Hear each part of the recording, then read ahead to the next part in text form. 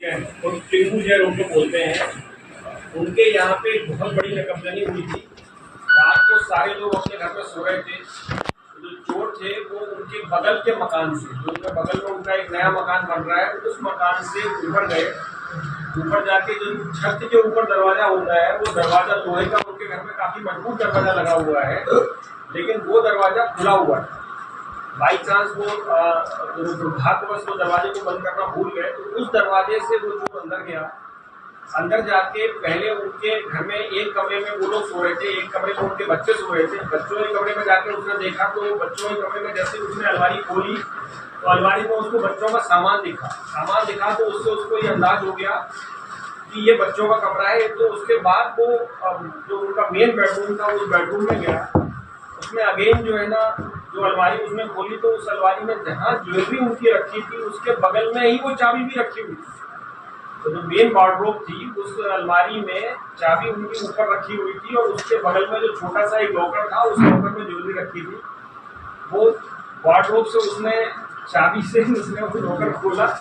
Locker खोल के करीब 15 से 17 तोला उनका सोने की ज्वेलरी और 1,60,000 रुपये नगद चोरी करके ले गया था। और ये घटना चूंकि शांतिनाथ जैन मंदिर जो है उसके पास में उनका घर है, पूरी घनी बस्ती है। तो जब ये चोरी हुई थी तो शहर में भी लोगों को अच्छा नहीं लगा था कि अगर इतनी शहर में चोरी हो रही है तो ये मतलब व्यवस्था के ऊपर एक प्रश्न चिन्ह है। हम लोगों को भी अच्छा नहीं लगा था कि उस समय आचार संहिता भी चल रही थी, चुनाव चल रहे थे, धरपकड़ चल रही थी, उसके बाद भी ऐसी घटना हुई थी। उसके बाद जब ये घटना हुई, उसके पहले भी ऐसी घटनाएं हो चुकी थी। जो वीडियो सीसीटीवी फुटेज उनके घर के आए थे, और जो अगल बगल में जो कैमरे थे उन सब पे जो सीसीटीवी फुटेज आए थे, उसमें एक लड़का दिख रहा था जिसने पूरे सिर पे लाल रंग का एक कपड़ा बांधा हुआ था, और लाल रंग के कपड़े से उसने अपने चेहरे को ढका हुआ था। उस कपड़े के साथ वो भागते हुए वहां से सीसीटीवी में दिखा था। इस तरह की वारदातें 2023 से अशोकनगर में हो रही हैं। 18-19 की दरमियानी रात में भी एक ही रात में 2 घरों में चोरी हुई थी, जिसमें एक संजीव शर्मा जी का घर था, एक संजीव शर्मा जी का घर था और एक भागचंद कुशवाहा जी का घर था। दोनों घरों में चोरी हुई थी एक साथ। उसमें भी इसी तरह का लाल रंग का कपड़ा बांधे हुए सीसीटीवी फुटेज में लड़का दिखा था। उससे फिर सारी हमारी जो पुलिस टीम है उसने इस बात को बहुत गंभीरता से लिया कि अगर ऐसी चोरों पर लगाम नहीं लगेगी और एक ही चोर है तो उससे और भी भविष्य में इस तरह की संभावना रहेगी। तो फिर हम लोगों ने सबसे पहले सारे जो हमारे एसओपी हैं, थाना प्रभारी हैं मनीष शर्मा, और उसके बाद जो सत्येंद्र कुशवाहा एक सब इंस्पेक्टर हैं, मसीह एक सब इंस्पेक्टर साइबर सेल में है, इन सब लोगों ने पूरा अभियान चला के पहले तो 7-8 साल के जो विभिन्न नकबजनियां जो पूरे जिले में हुई थी उनके बारे में जानकारी ली। तो उसमें जितने लोग पकड़े गए थे उसमें ज़्यादातर मामलों में एक से ज़्यादा लोग पकड़े गए थे। इसमें एक स्पेशल बात यह थी कि ये जो नकबजन था ये अकेला रहता था, इसके साथ में किसी भी स्पॉट पे कोई दूसरा आदमी देखा गया। ये अपने आप में ये मतलब अलग चीज़ है। नॉर्मली नकबजन या इस तरह के अपराध करने वाले लोग अकेले बहुत कम रहते हैं, ये किसी न किसी को साथ में रखते हैं, किसी से रैकी कराते हैं, किसी को बाहर खड़ा रखते हैं, भागने में मदद होती है। खुद का भी उनको लगता होगा कि 2 लोग रहेंगे तो शायद थोड़ा उनको भी भागने में इन सब चीज़ों में आसानी रहेगी। और इसके बारे में एक जो यूनिक चीज़ है वो ये भी है कि ये दरवाजा, ताला, ये सब काम नहीं तोड़ने का काम नहीं करता था। ये हमेशा ऐसे घर देखता था जिनमें दरवाजा ऊपर से खुला हुआ हो, उस खुले हुए दरवाजे से ही ये हर मामले में घर के अंदर जाता था और चोरी करके उसी दरवाजे से, उसी रास्ते से निकल जाता था। और इसके फिर और जब हम लोगों ने जानकारी ली तो फिर हमको ये पता चला अपना परिचय 18 में। उसके बाद जब ये जो मॉडस ऑपरेंडी है, इस मॉडस ऑपरेंडी के लिए जब हम लोगों को कुछ इसमें अपने जिले में जानकारी नहीं मिली, तो फिर आरोन जो गुना का एक थाना है वहाँ पे, और सिमोन जो विदिशा का एक थाना है वहाँ पे, 2 जगहों पे जब हम लोगों ने पुराना रिकॉर्ड में इन लोगों के अपने अनुभव के आधार पर जब उन्होंने पता किया और जब जानकारी ली है इनके साथियों से, तो इनको पता चला कि 18 से ऐसी चोरियां हो रही हैं आरोन में और सिमोन में, जिसमें एक ही लड़का है जो मुंह पे कपड़ा बांधता है और कपड़ा बांध के छत से घुस के चोरियां करता है। उन लोगों का हम उनको इस तरह की जो रिकॉर्ड थे हम लोगों ने फिर थाने से वो रिकॉर्ड निकलवाए।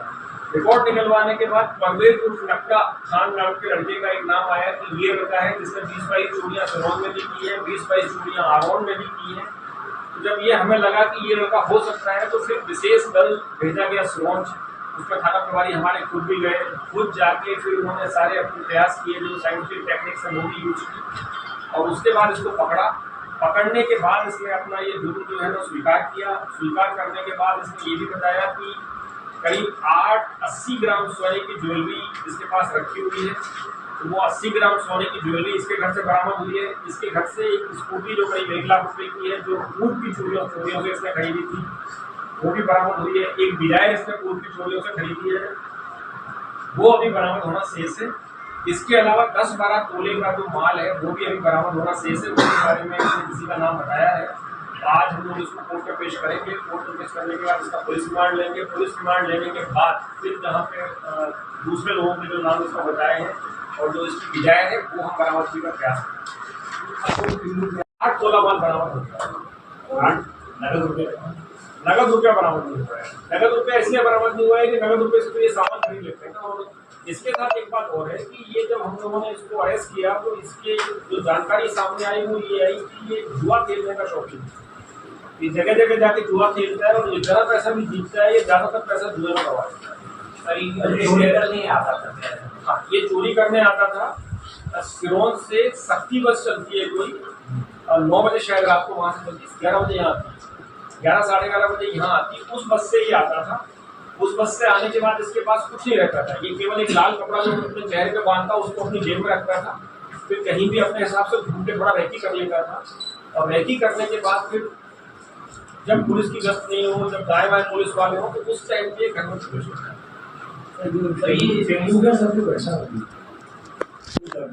कैसे परिवार के लोगों को बेहोश कर दिया था, क्या किया था? नहीं, घटना के बाद ये कहाँ गायब हो गया, कहाँ चला गया था? नहीं, घटना जो हुई थी उसमें इसने किसी को बेहोश नहीं किया था, क्योंकि मैं जहाँ तक मेरी जानकारी है 4:55 के आसपास से घर से निकला है और 3 बजे के आसपास घर में घुसा था। 3:50 के आसपास उनके घर में घुसते समय भी CCTV में उसको कैच हुआ था ये, और 4:55 के आसपास निकला है। और इसके निकलने के बाद जो अशोक जैन टिंकू की फैमिली थी, वो नॉर्मल जो उनका रूटीन था, नॉर्मल रूटीन यानी अगर वो 5:30 बजे उठते थे तो वो 5:30 के आसपास उठ गए थे। वो नॉर्मल तरीके से उन्होंने काम किया। तो ऐसा नहीं लग रहा कि इसने कोई ऐसा स्प्रे वगैरह किया था। और इसने भी ये बात नहीं बताई है। ये बस इसकी सफाई इतनी है कि ये उसी तरह से चोरी कर लेता है कि लोग नींद में रहते हैं तो उनको समझ नहीं आता है, क्योंकि ये तोड़ता नहीं है किसी चीज़ को, तो इसलिए किसी को ज़्यादा महसूस नहीं होता है। सर, इसको आइडिया कैसे था कि ये ऊपर का गेट खुला हुआ है और इसका बेडरूम भी खुला हुआ है, तो रेकी वगैरह की थी? नहीं, रेकी ये ऐसे नहीं करता था कि इसको कोई इनसाइडर इन्फॉर्मेशन मिलती हो, मतलब कि कोई आदमी इसका यहाँ हो जो इसको बताता हो कि ये आदमी ऐसा है, इनके इसको मार मिल सकता है, ऐसा नहीं था।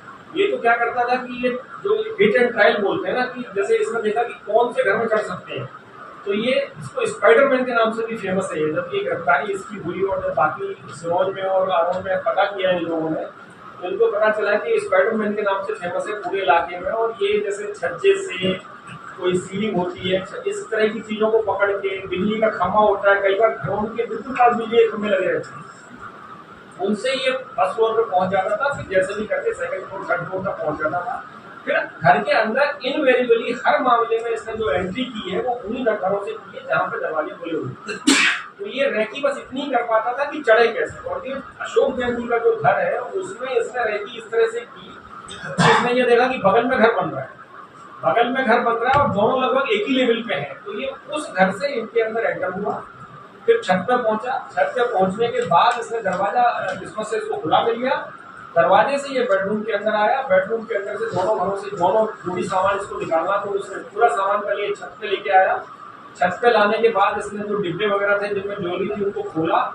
उसमें से 2 इसके फिंगरप्रिंट भी जो है ना उस डिब्बे पे जो मिले थे वो फिंगरप्रिंट भी मैच कर रहे हैं। इसमें एक एडिशनल साइंटिफिक एविडेंस भी है कि फिंगरप्रिंट भी इसी के थे। और उसमें कुछ उनके पास में 20 के 10 के जो नोट ऐसे बचे रहते हैं घर में, जो काफी दिन से रखे हुए थे, वो नोट ये वहीं छोड़ के गया था। और शायद आप लोगों ने देखे भी होंगे, मतलब ये जो सोना इतना ज्यादा मिल गया, इसने तो छोटी मोटी चीजों पर ध्यान नहीं दिया। इसने अभी तक 2 चोरी जो 18-19 अप्रैल की मध्यरात्रि में हुई थी, जो संजीव शर्मा जी की हुई थी सहवाजपुर मोहल्ला में, सहवाजपुर कॉलोनी में, और भागचंद कुशवाहा जी की हुई थी, वो दोनों चोरियां भी इसने अभी सब दस्तिया कबूल की हैं। बहुत ज्यादा तो पूछताछ इससे हुई नहीं है। माल मिला है? नहीं, अभी तो केवल इन्हीं का माल मिला है। अब इसके बाद आज इसका पुलिस रिमांड लेंगे, पुलिस रिमांड लेने के बाद फिर उससे पूछताछ करेंगे, तब जो है ना बाकी चीजों का सर चोरी क्यों करता था ये कारण है? जुआ खेलने का शौकीन था, जुआ खेलने का शौक। जबरदस्त जुआ खेलने का शौकीन था, तो ये ज्यादातर पैसे जुए में लगा। और जो ज्वेलरी पकड़ी गई है वो किसी सोनी के घर से पकड़ी गई है क्या सर, कि इसने भैंस दी थी? नहीं, जो ज्वेलरी पकड़ी गई है वो इसके घर से ही पकड़ी गई है, और जो ज्वेलरी की रिकवरी अभी बाकी है 10-12 तोली की जो और चोरियां हैं इसकी, और जो ये अशोक जैन जी की जो चोरी है वो इसने किसी सोनी का नाम बताया जिसको इसने बेची है, उसके लिए पुलिस पार्टी जाएगी पुलिस रिमांड में, तो उससे बाकी मात्रा